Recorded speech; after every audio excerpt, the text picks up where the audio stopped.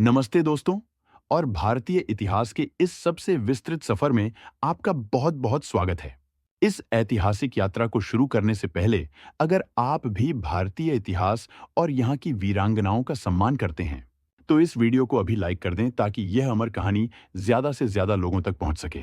आज हम समय के उस महासागर में गोता लगाएंगे जहां वीरता की लहरें उठती हैं। इतिहास केवल तारीखों और युद्धों का नाम नहीं है। इतिहास उन जज्बातों की कहानी है जिन्होंने दुनिया का नक्शा बदल दिया। भारत का इतिहास संघर्ष और बलिदान की स्याही से लिखा गया है। हर पत्थर और हर किला एक कहानी कहता है। आज हम एक ऐसी ही अमर कहानी के पन्नों को पलटने जा रहे हैं। यह कहानी एक ऐसी महिला की है जिसकी तुलना देवी दुर्गा से की जाती है। वह केवल एक रानी नहीं थी, बल्कि वह एक विचार थी। वह एक ऐसी आग थी जिसने अंग्रेजी साम्राज्य की नींव हिला दी थी। 19वीं सदी का भारत आज के भारत से बिल्कुल अलग था। उस समय भारत की धरती पर अंग्रेजों का जाल फैल चुका था। व्यापार करने आई ईस्ट इंडिया कंपनी अब शासक बन बैठी थी। मुगल साम्राज्य अपनी अंतिम सांसें ले रहा था। मराठा शक्ति भी बिखर चुकी थी और कमजोर हो गई थी। राजा और नवाब अपनी गद्दी बचाने के लिए अंग्रेजों के सामने झुक रहे थे। आम जनता गरीबी और लाचारी के अंधेरे में जी रही थी। किसानों का खून चूसा जा रहा था और कारीगर बेरोजगार हो रहे थे। भारतीय संस्कृति और धर्म पर भी हमले हो रहे थे। ऐसा लग रहा था कि भारत हमेशा के लिए गुलाम बन जाएगा। निराशा के इस घने अंधेरे में एक रोशनी की किरण दिखाई दी। यह रोशनी किसी सूरज की नहीं, बल्कि एक तलवार की चमक थी। यह चमक थी झांसी की रानी लक्ष्मीबाई की। आज हम उनके जीवन के हर पहलू को बहुत गहराई से जानेंगे। हम उनके बचपन से लेकर उनके अंतिम बलिदान तक की यात्रा करेंगे। हम जानेंगे कि कैसे एक पुजारी की बेटी एक महान रानी बनी। हम जानेंगे कि उन्होंने किन परिस्थितियों में तलवार उठाई। तो चलिए समय के पहिए को पीछे घुमाते हैं। हम चलते हैं सन 1828 की ओर। पवित्र नगरी काशी यानी वाराणसी अपनी आध्यात्मिक ऊर्जा के लिए जानी जाती है। गंगा के घाटों पर मंत्रों की गूंज और घंटियों की आवाज गूंज रही थी। इसी पावन वातावरण में भदैनी नामक स्थान पर एक किलकारी गूंजी। मोरोपंत तांबे और भागीरथी बाई के घर एक कन्या का जन्म हुआ। मोरोपंत तांबे एक मराठी ब्राह्मण थे और पेशवा के आश्रित थे। भागीरथी बाई एक संस्कारी और धर्मपरायण महिला थीं। बच्ची का चेहरा इतना तेजस्वी था कि उसका नाम मणिकर्णिका रखा गया। मणिकर्णिका का अर्थ होता है कान की बाली में जड़ा हुआ रत्न। प्यार से लोग उन्हें मनु कहकर बुलाते थे। किसी को नहीं पता था कि यह नन्ही मनु इतिहास बदल देगी। ज्योतिषियों ने जन्म कुंडली देखकर भविष्यवाणी कर दी थी। उन्होंने कहा था कि यह बच्ची साधारण जीवन जीने के लिए नहीं आई है। इसके भाग्य में राजयोग है और यह बहुत बड़ा नाम कमाएगी। मनु का बचपन काशी की गलियों और गंगा के घाटों पर बीता। उन्होंने बचपन में ही रामायण और महाभारत की कहानियां सुनी। इन कहानियों ने उनके मन में वीरता के बीज बो दिए थे। लेकिन नियति को कुछ और ही मंजूर था। जब मनु मात्र 4 वर्ष की थीं, तब एक बहुत बड़ा वज्रपात हुआ। उनकी मां भागीरथी बाई का निधन हो गया। एक छोटी सी बच्ची के सिर से मां का साया उठ गया। यह मनु के जीवन का पहला बड़ा दुख था। मां के जाने के बाद घर में खालीपन छा गया। मोरोपंत तांबे अपनी बेटी को लेकर बहुत चिंतित थे। उन्होंने तय किया कि वह अब काशी में नहीं रहेंगे। वह मनु को लेकर बिठूर चले गए। बिठूर कानपुर के पास गंगा किनारे बसा एक छोटा सा नगर था। वहां पेशवा बाजीराव द्वितीय निर्वासित जीवन जी रहे थे। अंग्रेजों ने पेशवा का राज्य छीन लिया था और उन्हें पेंशन दे दी थी। मोरोपंत तांबे पेशवा के दरबार में काम करते थे। बिठूर का माहौल काशी से बिल्कुल अलग था। यहाँ राजनीति और युद्ध की बातें होती थीं। पेशवा बाजीराव द्वितीय मनु को बहुत स्नेह करते थे। मनु की चंचलता और तेज देखकर वह बहुत प्रभावित थे। वह प्यार से मनु को छबीली कहते थे। छबीली का अर्थ है सुंदर और चंचल। बिठूर के दरबार में मनु का बचपन लड़कों के बीच बीता। उस जमाने में लड़कियों को घर से बाहर निकलने की मनाही थी। उन्हें केवल खाना बनाना और घर संभालना सिखाया जाता था। लेकिन मनु तो सबसे अलग थीं। उन्होंने गुड़ियों से खेलना पसंद नहीं किया। उन्हें हथियारों से खेलना पसंद था। उनके बचपन के साथी थे नाना साहेब और तात्या टोपे। नाना साहेब पेशवा के दत्तक पुत्र थे। तात्या टोपे एक महान योद्धा और रणनीतिकार थे। इन तीनों ने साथ में शिक्षा प्राप्त की। मनु ने जिद करके वह सब सीखा जो लड़कों को सिखाया जाता था। उन्होंने घुड़सवारी की कठिन ट्रेनिंग ली। वह बिना लगाम पकड़े घोड़ा दौड़ा सकती थीं। उन्होंने तलवार चलाना सीखा और भाला फेंकना सीखा। मलखंब जैसे कठिन व्यायाम भी उन्होंने आसानी से सीख लिए। तात्या टोपे ने उन्हें युद्ध कला की बारीकियां सिखाईं। उन्होंने सीखा कि दुश्मन को कैसे घेरा जाता है। उन्होंने सीखा कि हारते हुए युद्ध को कैसे जीता जाता है। बचपन के ये खेल आगे चलकर हकीकत बनने वाले थे। मनु केवल शारीरिक रूप से ही मजबूत नहीं थीं, उन्होंने शास्त्रों का भी गहरा अध्ययन किया था। उन्हें मराठी और संस्कृत भाषा का अच्छा ज्ञान था। वह लिखना और पढ़ना दोनों जानती थीं, जो उस समय दुर्लभ था। उनका व्यक्तित्व बहुमुखी प्रतिभा का धनी था। वह जितनी कोमल थीं, उतनी ही कठोर भी हो सकती थीं। समय तेजी से बीत रहा था और मनु बड़ी हो रही थी। उनकी सुंदरता और बुद्धिमानी की चर्चा दूर दूर तक होने लगी। मोरोपंत तांबे को अब मनु के विवाह की चिंता सताने लगी। उन्होंने मनु के लिए एक योग्य वर की तलाश शुरू की।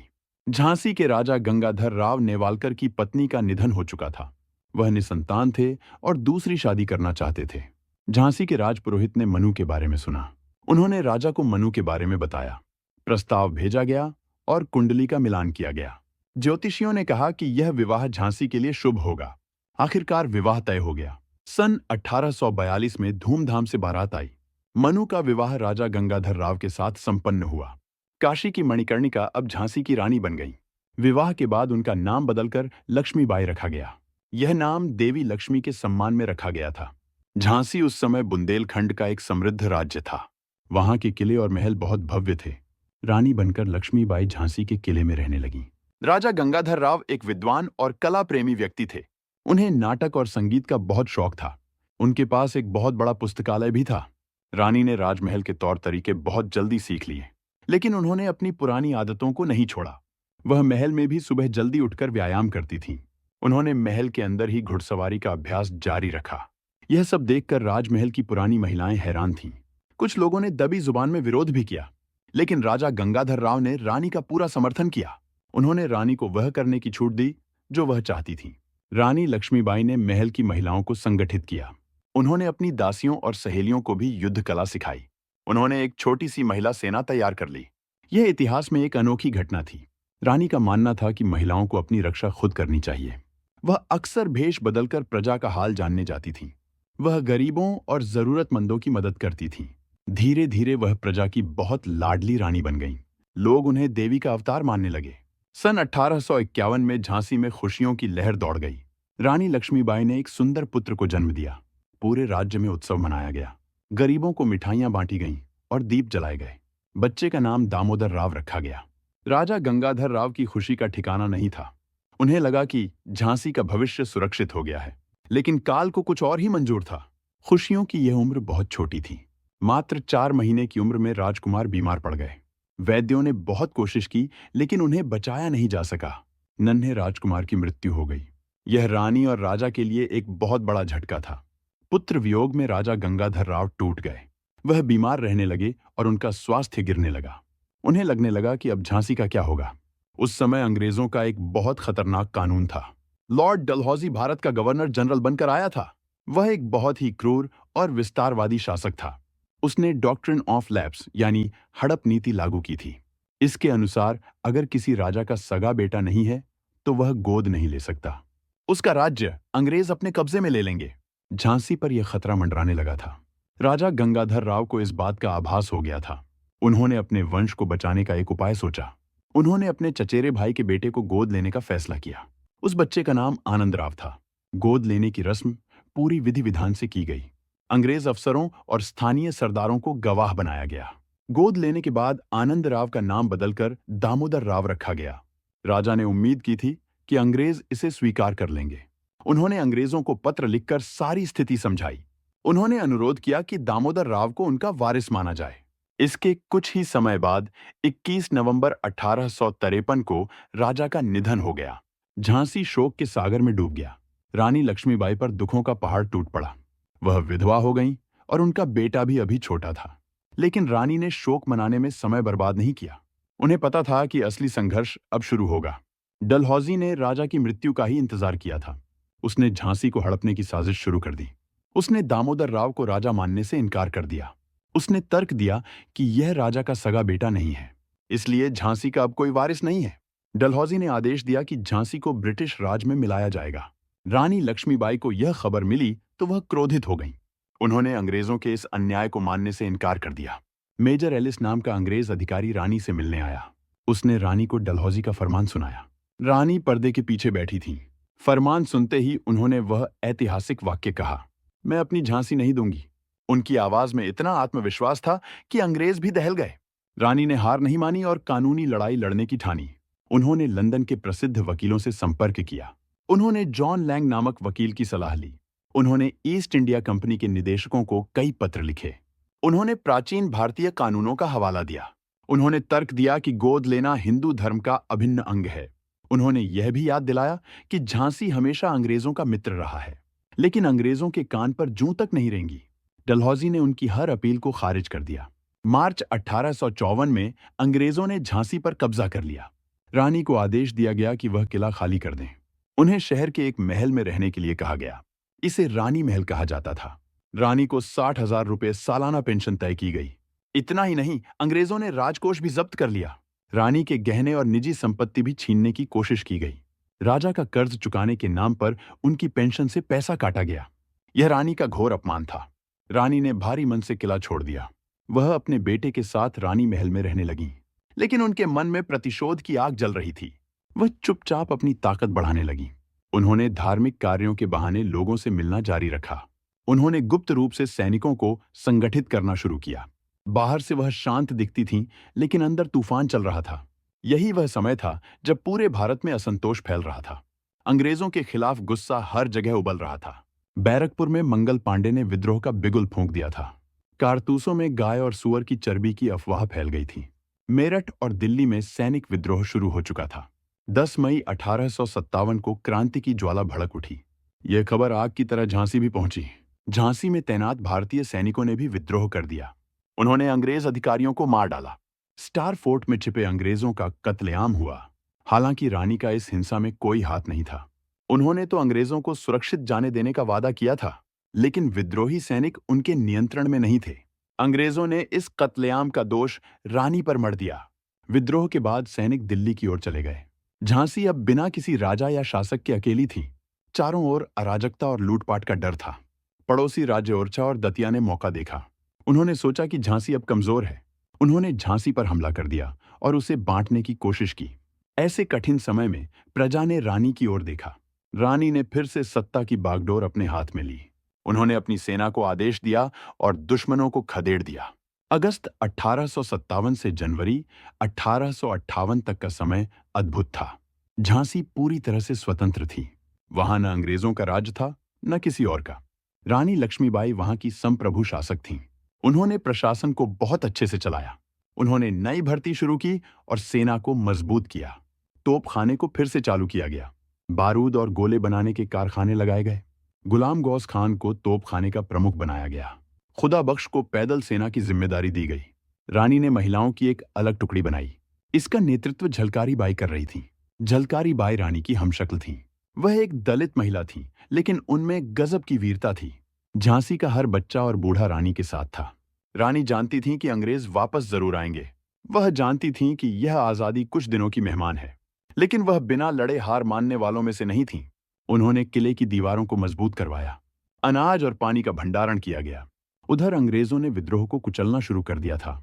दिल्ली और कानपुर पर उनका कब्जा हो चुका था। अब उनकी नजर मध्य भारत और झांसी पर थी। सर ह्यू रोज को झांसी को जीतने की जिम्मेदारी दी गई। ह्यू रोज एक बहुत ही अनुभवी और चालाक जनरल था। उसके पास आधुनिक हथियार और बड़ी सेना थी। मार्च 1858 में वह झांसी पहुंचा। उसने झांसी को चारों तरफ से घेर लिया।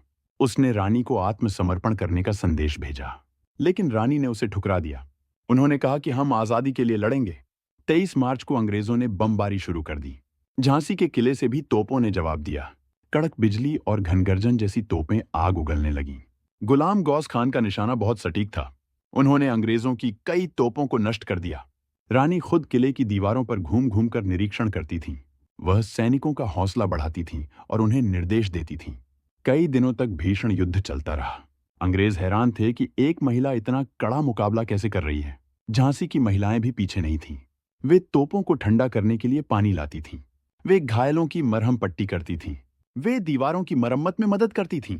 लेकिन अंग्रेजों की रसद और गोला बारूद बहुत ज्यादा था। झांसी के संसाधन धीरे धीरे खत्म हो रहे थे। रानी ने तात्या टोपे से मदद की गुहार लगाई।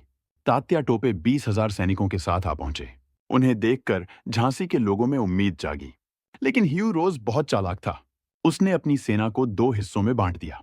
एक हिस्सा किले को घेरे रहा और दूसरा तात्या से लड़ने गया। बेतवा नदी के किनारे भीषण युद्ध हुआ। अंग्रेजों के आधुनिक हथियारों के सामने तात्या की सेना टिक न सकी। तात्या टोपे को पीछे हटना पड़ा। अब झांसी की आखिरी उम्मीद भी टूट गई थी। रानी अब अकेली पड़ गई थी, लेकिन उनका साहस नहीं टूटा। ह्यूरोज ने अब किले पर पूरा जोर लगा दिया। तभी एक विश्वासघात हुआ जो अक्सर भारतीय इतिहास में होता आया है। झांसी का ही एक सरदार दुल्हाजू अंग्रेजों से मिल गया। उसने ओरछा गेट का दरवाजा खोल दिया। अंग्रेजी सेना बाढ़ की तरह शहर में घुस आई। 3 अप्रैल 1858 का दिन बहुत भयानक था। अंग्रेज सैनिकों ने शहर में कत्लेआम शुरू कर दिया। उन्होंने बच्चों और महिलाओं को भी नहीं बख्शा। सड़कों पर खून की नदियां बहने लगीं। मंदिरों और घरों को लूट लिया गया। रानी के महल के पास भी लड़ाई पहुंच गई। रानी ने अपने महल की रक्षा के लिए तलवार उठाई। उन्होंने कई अंग्रेज सैनिकों को मार गिराया। उनके वफादार सरदार खुदा बख्श और गुलाम गौस खान शहीद हो गए। अब किले में रहना सुरक्षित नहीं था। रानी के सलाहकारों ने उन्हें सलाह दी। उन्होंने कहा कि रानी साहिबा, आपको यहां से निकलना होगा। अगर आप जिंदा रहीं तो फिर से सेना खड़ी कर लेंगी, लेकिन अगर आप पकड़ी गईं तो सब खत्म हो जाएगा। रानी ने भारी मन से यह सलाह मान ली। रात का अंधेरा छाया हुआ था। रानी ने पुरुषों के कपड़े पहने। उन्होंने अपने दत्तक पुत्र दामोदर राव को पीठ पर बांधा। उन्होंने अपने प्रिय घोड़े बादल की लगाम थामी। कुछ चुने हुए सवारों के साथ वह किले के एक बुर्ज पर गईं। वहां से नीचे खाई बहुत गहरी थी, लेकिन बादल ने बिना डरे छलांग लगा दी। ये छलांग इतिहास में अमर हो गई। बादल ने रानी को तो बचा लिया, लेकिन वह खुद घायल हो गया। कुछ दूर जाकर उस वफादार घोड़े ने प्राण त्याग दिए। रानी ने उसे नम आंखों से विदा किया और दूसरे घोड़े पर सवार हुई। वह तेजी से कालपी की ओर बढ़ गईं। अंग्रेज सैनिकों को पता चला तो वे उनके पीछे लग गए। लेफ्टिनेंट बोकर ने उनका पीछा किया। रास्ते में एक जगह रानी का उनसे सामना हुआ। रानी ने अपनी तलवार के एक वार से उसे घायल कर दिया। वह जान बचाकर भागा। रानी लगातार 24 घंटे तक घोड़ा दौड़ाती रहीं। वह 102 मील का सफर तय करके कालपी पहुंची। वहां उनकी मुलाकात राव साहब और तात्या टोपे से हुई। उनकी हालत देखकर सब दंग रह गए। उनके कपड़े धूल से सने थे और आंखें लाल थीं, लेकिन उनका स्वाभिमान अभी भी कायम था। कालपी में क्रांतिकारियों ने फिर से सेना इकट्ठी की, लेकिन अंग्रेजों ने उन्हें सांस लेने का मौका नहीं दिया। ह्यूरोज कालपी भी पहुंच गया। वहां भी भीषण युद्ध हुआ। क्रांतिकारियों के पास संसाधनों की कमी थी। वे हार गए और उन्हें कालपी छोड़ना पड़ा। अब उनके पास न कोई किला था, न कोई ठिकाना। निराशा के बादल घने हो गए थे। तभी रानी ने एक साहसिक योजना बनाई। उन्होंने सुझाव दिया कि हमें ग्वालियर पर कब्जा करना चाहिए। ग्वालियर का किला भारत का सबसे मजबूत किला माना जाता था। वहां का राजा सिंधिया अंग्रेजों का मित्र था, लेकिन रानी को पता था कि सिंधिया की सेना क्रांतिकारियों के साथ है। यह एक बहुत बड़ा जुआ था। तात्या टोपे और राव साहब मान गए। वे सब ग्वालियर की ओर बढ़े। जैसे ही वे ग्वालियर पहुंचे, सिंधिया की सेना उनसे मिल गई। सिंधिया अपनी जान बचाकर आगरा भाग गया। क्रांतिकारियों ने बिना ज्यादा खून बहाए ग्वालियर जीत लिया। यह एक बहुत बड़ी जीत थी। नाना साहब को पेशवा घोषित किया गया। राव साहब ने जश्न मनाने का इंतजाम किया, लेकिन रानी खुश नहीं थी। उन्होंने चेतावनी दी कि अंग्रेज चुप नहीं बैठेंगे। हमें जश्न नहीं मनाना चाहिए, बल्कि किले की मरम्मत करनी चाहिए। लेकिन किसी ने उनकी बात पर ज्यादा ध्यान नहीं दिया। रानी का डर सही साबित हुआ। ह्यूरोज अपनी सेना लेकर ग्वालियर आ धमका। उसने कहा कि यह आखिरी लड़ाई होगी। रानी को किले के पूर्वी हिस्से की रक्षा की जिम्मेदारी दी गई। 17 जून 1858 का दिन था। कोटा की सराय के पास युद्ध का मैदान सजा था। रानी आज फिर मर्दाना लिबास में थी। उन्होंने लाल रंग की चंदेरी पगड़ी पहनी थी। गले में मोतियों की माला थी। कमरबंद में 2 पिस्तौलें खुसी हुई थीं। हाथ में उनकी नंगी तलवार चमक रही थी। दामोदर राव अभी भी उनकी पीठ पर बंधा था। उनकी सहेलियां मुंदर और काशीबाई भी उनके साथ थीं। अंग्रेजों ने आक्रमण कर दिया। रानी रणचंडी की तरह टूट पड़ी। वह बिजली की गति से तलवार चला रही थीं। जो भी उनके सामने आता वह कट जाता। अंग्रेज सैनिक उन्हें देखकर घबरा रहे थे। स्मिथ नाम के अंग्रेज कमांडर ने पीछे से हमला किया। रानी की सेना छोटी थी और अंग्रेज बहुत ज्यादा थे। धीरे धीरे रानी के सैनिक कम होने लगे। रानी ने देखा कि वह गिर चुकी हैं। उन्होंने वहां से निकलने का फैसला किया। उन्होंने घोड़े को एड़ लगाई और घेरा तोड़कर भागी। लेकिन किस्मत ने आज उनका साथ नहीं दिया। सामने एक छोटा सा नाला आ गया। उनका नया घोड़ा उस नाले से डर गया। वह अड़ गया और आगे बढ़ने से मना कर दिया। रानी ने बहुत कोशिश की, लेकिन घोड़ा टस से मस नहीं हुआ। इतने में अंग्रेज सैनिक वहां पहुंच गए। एक सैनिक ने पीछे से वार किया। रानी की कमर में गहरा घाव लगा। दर्द से वह कराह उठी, लेकिन उन्होंने पलट कर वार किया। उन्होंने उस सैनिक को वहीं ढेर कर दिया। तभी दूसरे सैनिक ने उनके सिर पर तलवार मारी। यह वार बहुत घातक था। उनके सिर का दाहिना हिस्सा कट गया और आंख बाहर आ गई। खून की धारा बह निकली। इतने गहरे घाव के बाद भी वह शेरनी की तरह लड़ी। उन्होंने उस दूसरे सैनिक को भी मार गिराया। अब वह बुरी तरह घायल होकर घोड़े से गिर पड़ी। तभी उनका एक वफादार सैनिक वहां पहुंच गया। उसने देखा कि रानी जमीन पर पड़ी हैं। उसने तुरंत उन्हें उठाया। पास ही गंगादास बाबा की कुटिया थी। वह उन्हें वहां ले गया। बाबा ने उन्हें गंगा जल पिलाया। रानी को अपनी मृत्यु सामने दिखाई दे रही थी, लेकिन उन्हें अपनी चिंता नहीं थी। उन्हें चिंता थी कि उनका शरीर अपवित्र न हो। उन्होंने बाबा से कहा कि अंग्रेजों को मेरा शरीर नहीं मिलना चाहिए। मेरी अंतिम इच्छा यही है। उन्होंने अपने बेटे दामोदर को अपने वफादार सैनिकों को सौंपा। उन्होंने कहा कि अब इसकी जिम्मेदारी तुम्हारे ऊपर है। 18 जून 1858 की शाम ढल रही थी। सूरज डूब रहा था और भारत का एक सूरज भी डूब रहा था। रानी ने ओम नमः शिवाय का जाप किया और हमेशा के लिए अपनी आंखें मूंद लीं। वह केवल 29 साल की थीं। इस छोटी सी उम्र में उन्होंने वह कर दिखाया जो सदियों तक याद रखा जाएगा। बाबा ने तुरंत एक चिता तैयार की। घास फूस और लकड़ियों से चिता बनाई गई। इससे पहले कि अंग्रेज वहां पहुंचते, चिता में आग लगा दी गई। जब ह्यू रोज वहां पहुंचा तो उसे केवल राख मिली। वह अपनी जीत पर खुश नहीं हो पाया। वह जानता था कि उसने एक महान योद्धा को मारा है। उसने अपनी टोपी उतारकर उस स्थान को नमन किया। उसने अपनी डायरी में लिखा कि विद्रोहियों में वह अकेली मर्द थी। रानी की मृत्यु की खबर जंगल की आग की तरह फैल गई। पूरे देश में शोक की लहर दौड़ गई। लेकिन यह शोक हार का नहीं था। यह शोक एक नई प्रेरणा का था। रानी का शरीर जल गया, लेकिन उनकी आत्मा अमर हो गई। उनकी शहादत ने लोगों के दिलों में आजादी की भूख बढ़ा दी। लोग कहने लगे कि अगर एक महिला ऐसा कर सकती है तो हम क्यों नहीं।